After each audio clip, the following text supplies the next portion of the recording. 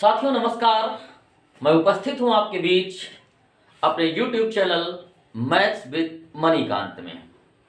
आज का टॉपिक है अरिथमेटिक प्रोग्रेशन का, हिंदी में जिसे हम समांतर श्रेणी कहते हैं। आप सबने रीजनिंग में पढ़ा होगा, कुछ सीक्वेंस दिए होते हैं, कुछ टर्म दे दिए जाते हैं और आपसे पूछा जाता है कि अगला टर्म कौन सा होगा।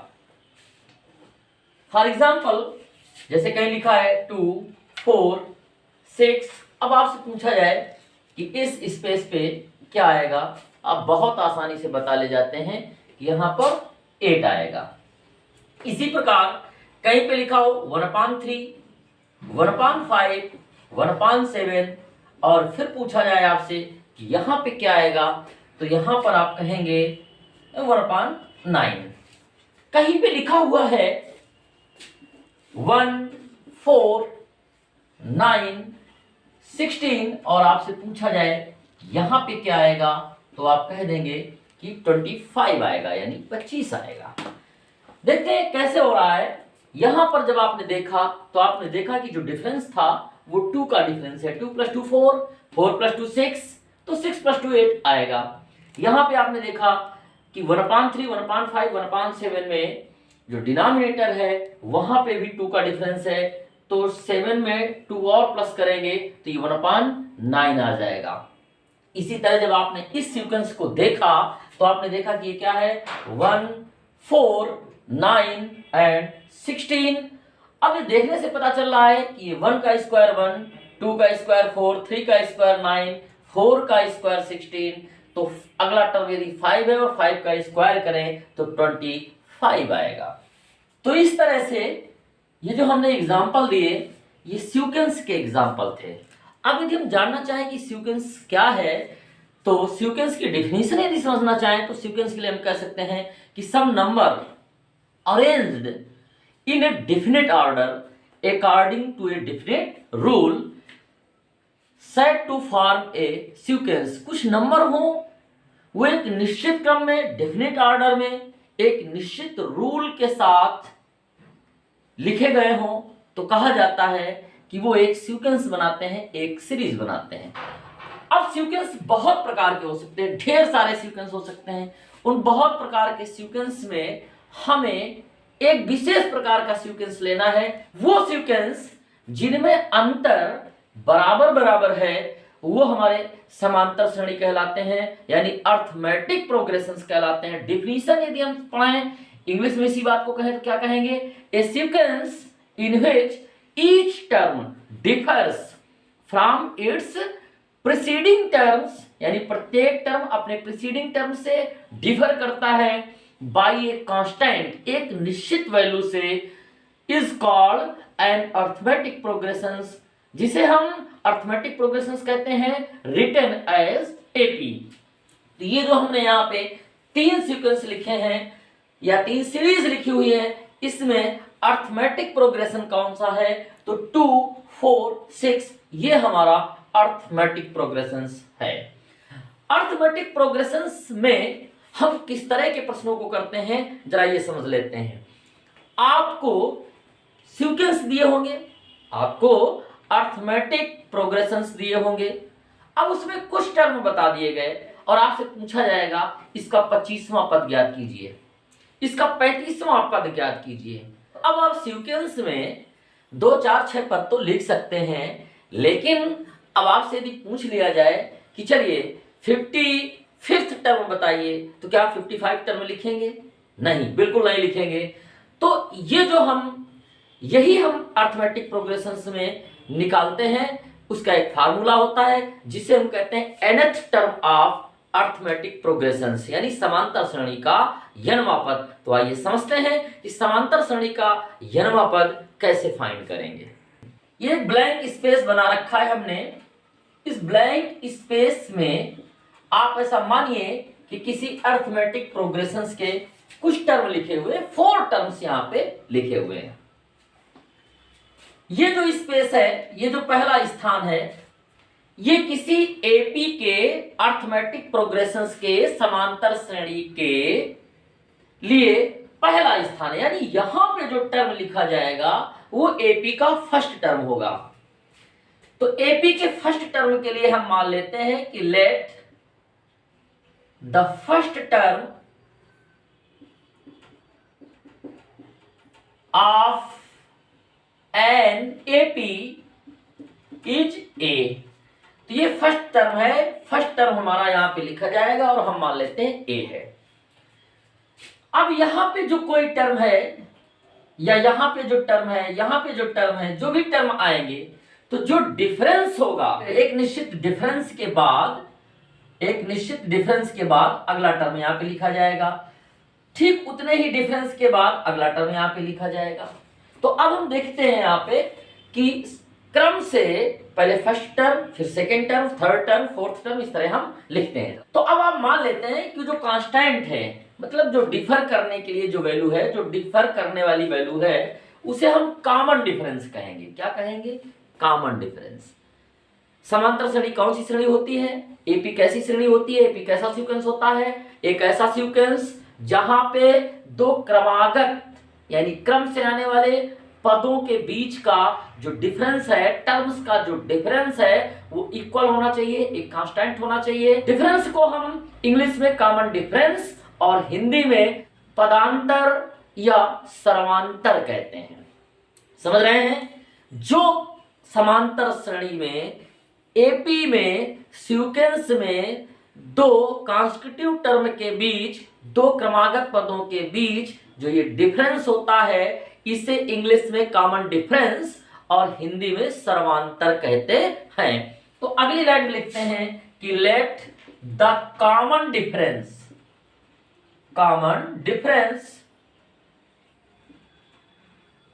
इज डी, उसे स्मॉल डी से रिप्रेजेंट करते हैं। फर्स्ट टर्म ए हो गया और कॉमन डिफरेंस हमारा डी हो गया। बहुत आराम से समझेंगे। अब देखिए हमने यहां पे लिखा फर्स्ट टर्म, फर्स्ट टर्म। तो जरा देखो, फर्स्ट टर्म हमने पहले ही मान रखा है, वो क्या है? ए। अब यहां पे हम सेकेंड टर्म लिखें तो सेकेंड टर्म हम क्या लिखेंगे?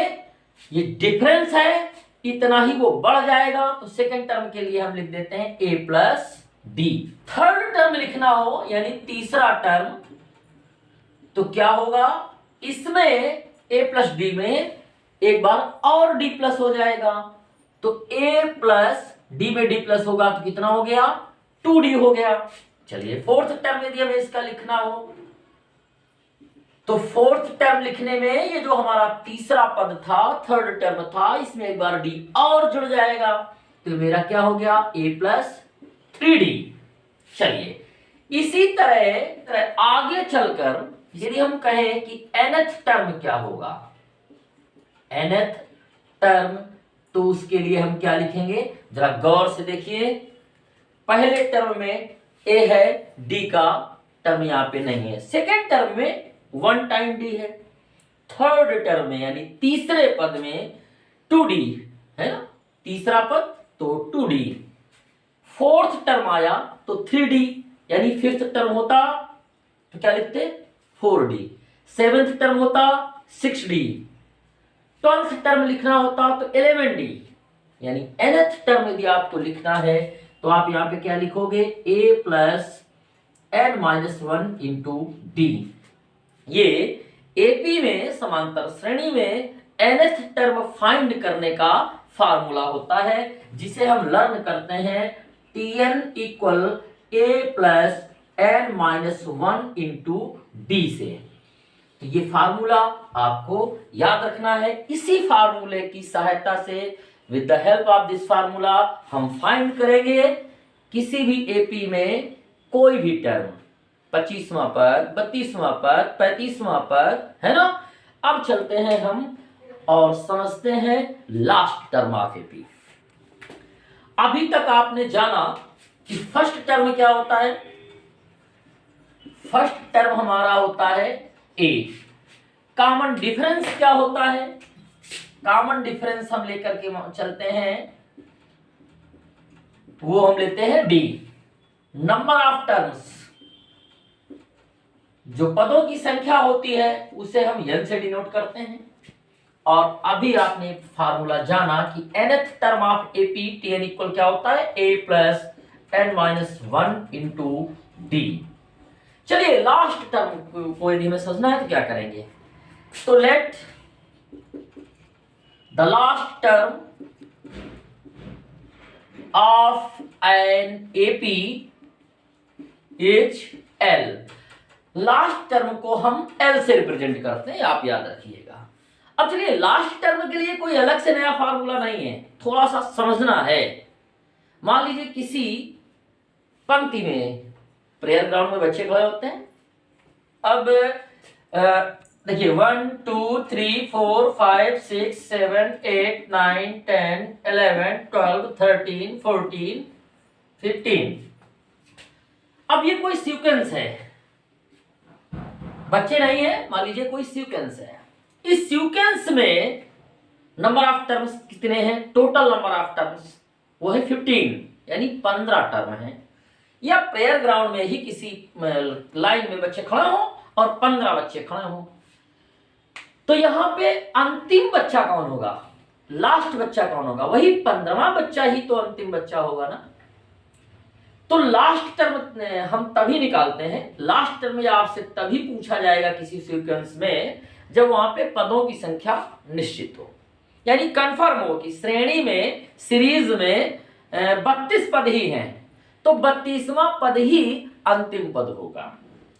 यदि कहीं किसी सीक्वेंस में 15 पद हैं तो 15वां पद ही अंतिम पद होगा। आप समझ रहे हैं? तो इस तरह से L के लिए जो हम लास्ट टर्म के लिए फार्मूला याद करते हैं वो हम याद करते हैं L equal A plus n minus 1 into D, यानी जो Tn का फार्मूला होता है Tn equal A plus n minus 1 into D, वही लास्ट टर्म का भी फार्मूला होता है।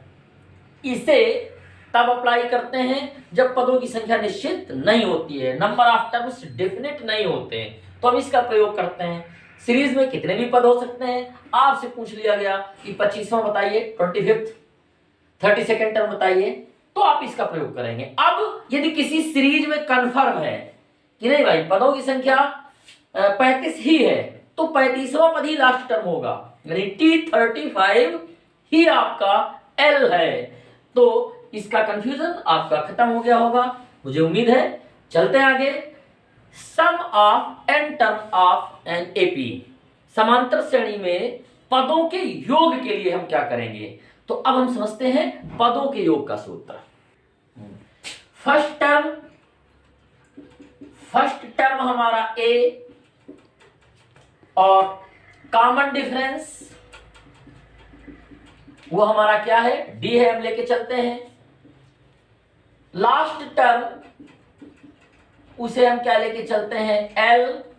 First term A, common difference D, last term L। मान लेते हैं किसी सीरीज में, किसी सीक्वेंस में नंबर ऑफ टर्म्स जो है वो कितने हैं, वो है n। तो सम ऑफ n टर्म को Sn से, S आ गया सम के लिए और n हो गया नंबर ऑफ टर्म्स, तो सम ऑफ n टर्म्स को हम Sn से रिप्रेजेंट करते हैं। Sn को हम निकालेंगे, Sn क्वेश्चन मार्क। देखिए क्या करेंगे, इसके लिए हमने Sn लिखा और सम ऑफ n टर्म्स है, तो सारे टर्म्स को हमने जोड़ना शुरू किया, ऐड करके लिखते हैं। पहला टर्म हमने लिखा A, फिर हम लिखते हैं A प्लस D, फिर हम लिखते हैं A प्लस 2D, यानी पहला term plus second term plus third term, इसी तरह सारे पद जोड़ करके लिखते चले जाएंगे। A plus 3D plus dot dot dot dot dot, और लास्ट में लिख देते हैं प्लस L। लास्ट में लास्ट टर्म को ही जोड़ेंगे। जरा यहीं पे देख लें कि L के ठीक पहले वाला टर्म क्या रहा होगा। L के ठीक पहले जो टर्म रहा होगा उसमें L माइनस D रहा होगा। ऐसा क्यों? फर्स्ट टर्म में जो डिफरेंस है वो जोड़ते हुए लिख रहे हैं, लास्ट टर्म सबसे बड़ा होगा तो वहां से हम डिफरेंस, कॉमन डिफरेंस को घटाते हुए लिखें, तो सेकेंड लास्ट टर्म हमारा L माइनस D हो जाएगा। फिर से हम ये सर लिखते हैं और इसी सीरीज को उल्टा कर देते हैं, यानी पहले हमने इसको यहाँ A से स्टार्ट किया था, अब हम किससे स्टार्ट करेंगे, L से।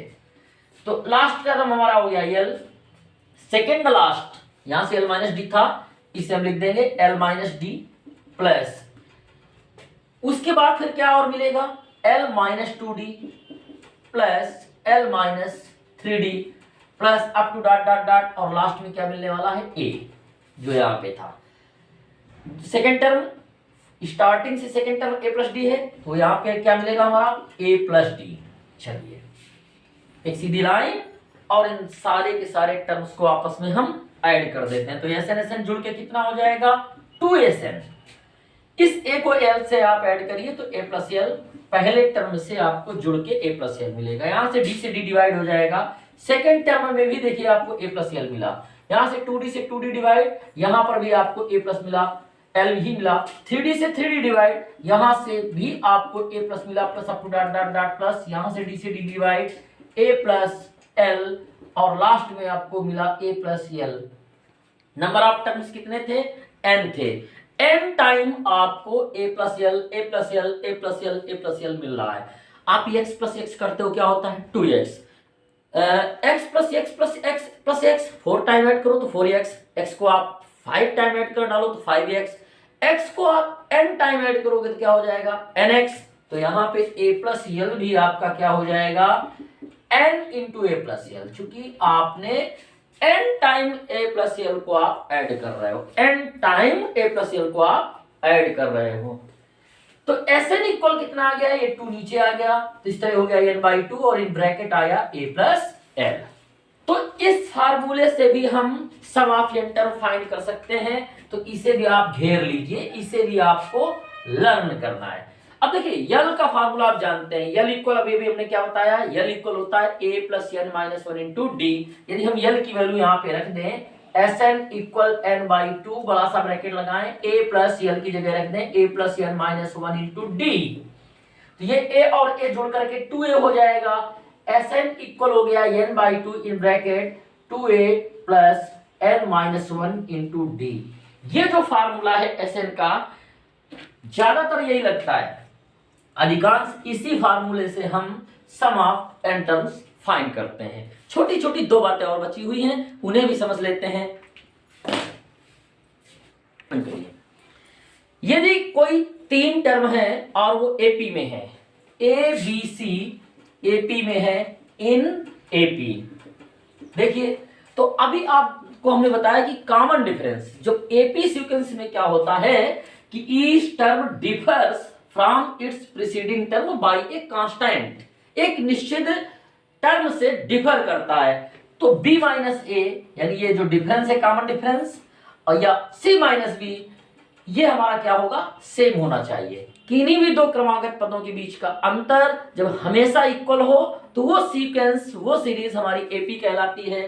तो एबीसी यदि हमारे एपी में है तो b माइनस ए ये डिफरेंस और c माइनस बी ये डिफरेंस, ये दोनों इक्वल ही होंगे। अब जब दोनों इक्वल होंगे तो मिलेगा b माइनस ए इक्वल c माइनस बी। अब जरा यहाँ पे माइनस बी को इधर ले आओ तो b प्लस बी हो गया, और इस a को उधर ले जाओ तो ये a प्लस सी हो गया। ये क्या हो गया, 2b इक्वल a प्लस सी। तो b की वैल्यू कितनी आ गई, a प्लस सी बाई 2। ये जो b है इसे हम a और c का अर्थमेटिक मीन कहते हैं। 3 टर्म में जो बीच वाला टर्म है वो किनारे किनारे वाले टर्म्स का, किनारे किनारे वाले पदों का समांतर माध्य होता है, अर्थमेटिक मीन होता है। यदि A B C are in AP, A B C are in AP, then B equal A plus C by 2, ऐसा होगा। ये भी आपको लर्न करना है। प्रश्नों को आप सॉल्व करेंगे तो कई बार प्रश्नों में दिया होगा कि 3 पद हैं, 3 टर्म हैं, वो एपी में हैं, इनका सम इतना है, इनका प्रोडक्ट इतना है, फाइंड द 3 टर्म्स। कुछ प्रश्नों में दिया होगा कि 4 टर्म्स हैं, 4 पद हैं, वो भी एपी में हैं, उनके वर्गों का योग इतना है, प्रथम 2 पदों का मल्टीप्लिकेशन या प्रोडक्ट इतना है। ऐसी स्थिति में हम प्रश्नों को सॉल्व करने के लिए ये बातें हैं जो आपको निश्चित तौर पे याद करके रखनी होती है, उन्हें भी आप याद करके रखिएगा। फॉर 3 टर्म्स, यदि 3 टर्म कहीं मानने हैं एपी में तो वो हम मानते हैं a माइनस डी, ए और a प्लस डी। 4 टर्म के लिए हम क्या करते हैं, 4 टर्म्स के लिए हम क्या मान करके चलते हैं, वो होता है a minus 3d, a minus D, a plus D और a प्लस 3d। 4 टर्म के लिए 1 2 3 एंड 4। 5 टर्म यदि कहीं मान्य हो तो हम क्या लेकर के चलते हैं, 5 टर्म्स क्या लेट करते हैं, वो होता है a minus 2d, a minus D, a plus D और a प्लस 2d।